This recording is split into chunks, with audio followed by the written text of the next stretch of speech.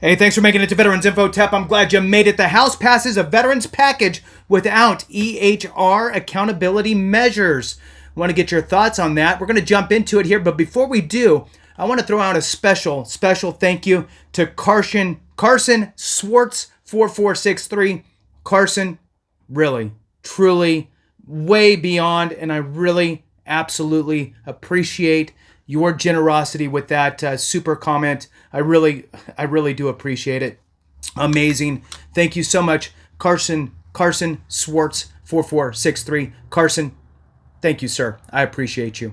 All right, so let's jump into this. House passes veterans package without EHR accountability measures. Now, want to move on here. It says a spokesperson for the House Veterans Affairs Committee said measures related to the electronic health record system were removed from the legislation due to lack of political viability in both the House and the Senate. Interesting, and I'd love to get your thoughts on it. And if you disagree with that, you should probably just reach out to your congressional members and just let them know that you noticed.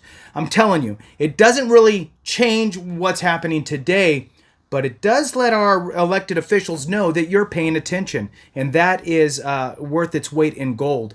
Now, well, maybe not, but well, you get it. So with that, hit the thumbs up, subscribe, share with a friend, all that good stuff. Two asks are really, look, hit the thumbs up, let the video run. That pushes this information out to more folks. And if you want to support the channel in other ways, consider being a member. Thank you so much to all you members. I do my best to find you in the comments. All right. House lawmakers overwhelmingly passed a legislative package on Monday here in November of 2024 to enhance a range of services for veterans, but the measure noticeably did not include provisions that would have pushed the Department of Veterans Affairs to enhance oversight of its electronic health record modernization initiative. The bill, known as the Senator Elizabeth Dole 21st Century Veterans Healthcare and Benefits Improvement Act, was rolled out with the backing of bipartisan leaders of the House and the Senate Veterans Affairs Committee. The proposal cleared the House in a 389-9 vote. I wonder who the 9 were, just curious.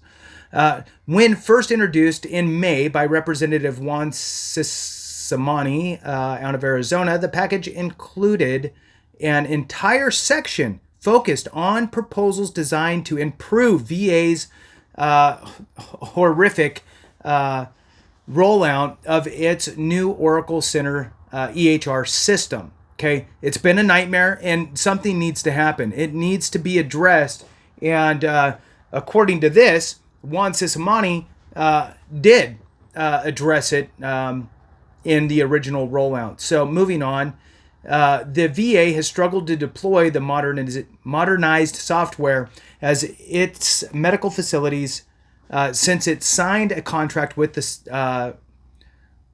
Oracle in 2018 to replace its legacy health record system.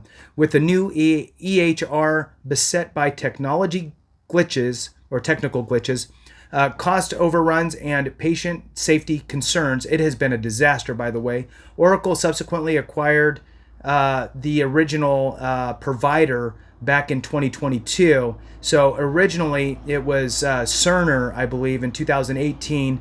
Then Oracle purchased Cerner in 2022. Now Oracle owns it, and they got to deal with it. So although challenges with the software rollout have continued, the new EHR system has been deployed at just 6 VA medical centers out of 172 facilities. The department announced in April of 2023 it was pausing additional deployments of the Oracle's EHR. Now that's important to note because it was so bad that they just stopped doing it. So moving on here, the section removed from the legislation included many of the provisions from the EHR Program Reset Act. The measure was introduced in March 2023 by Senator John Tester, chairman of the Senate Veterans Affairs Committee, and subsequently introduced by leaders of the House Veterans Affairs Committee the following month. The excluded proposals would have, in part, required the VA secretary to submit data to Congress showing the that facilities currently using the Oracle system have met or exceeded their pre-deployment operational levels before additional rollouts of the new software can occur. VA would also have been required to provide lawmakers with additional metrics in required quarterly reports detailing data on user adoption and employee satisfaction with the Oracle system, as well as data on employee retention and turnover at medical facilities where such electronic health record system is used. A spokesperson for the House Veterans Affairs Committee said EHR section was removed from the package during bipartisan negotiations due to a lack of political viability in both the House and the Senate, although they added that it remains a high priority issue for the panel. During the floor remarks ahead of the bill's passage, Representative Mark Takano, ranking member of the House committee, said the stripped measures would have installed much needed guardrails on the department's EHR rollout, which I agree. It's been a disaster and something needs to be addressed here.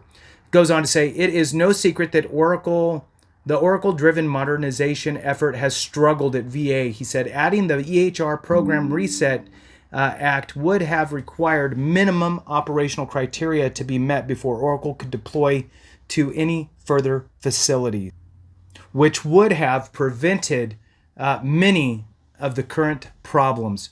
Representative Matt Rosendale, who chairs the House Veterans Affairs Subcommittee on Technology Modernization, was one of the 9 lawmakers who voted against the bill's passage. Interesting. Rosendale, a vocal critic of VA's management of the EHR deployment, previously introduced a measure that would terminate the modernization effort if quantifiable improvements to the system's rollout were not made within 2 years.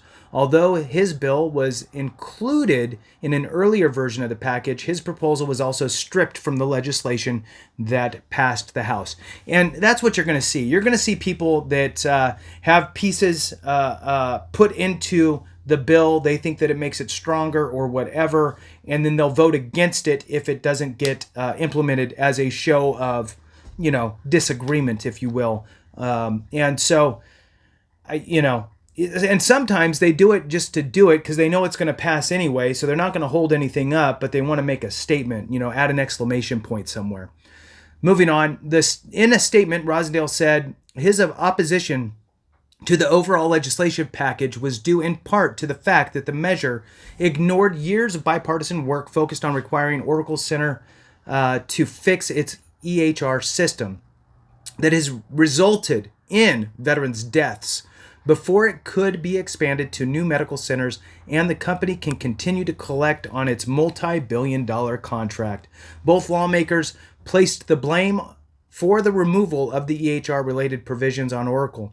Takano said it was not surprising the EHR Program Reset Act provisions were removed from the package given the army of lobbyists that Oracle unleashed to kill it. Rosendale similarly, that's hard to say, torched the company, alleging that Oracle bought and bullied their way into getting this bill passed without their company being scrutinized. The representatives for Oracle did not respond to a request for comment for this publication, which is Nextgov.com, by the way. Although the legislative package that passed the House did not include the proposed EHR modernization measures, lawmakers approved a host of provisions that would expand healthcare services and benefits for veterans. Among these was an extension of a popular tech training program, the Veteran Employment Through Technology Education Courses Program, or VETTech, which expired in April. The program provided veterans with financial support to attend high-tech education training courses from approved providers without having to use their GI Bill benefits. With that, thank you so much for watching. I appreciate you. Have a great one. And remember, if we don't take care of each other, something went wrong.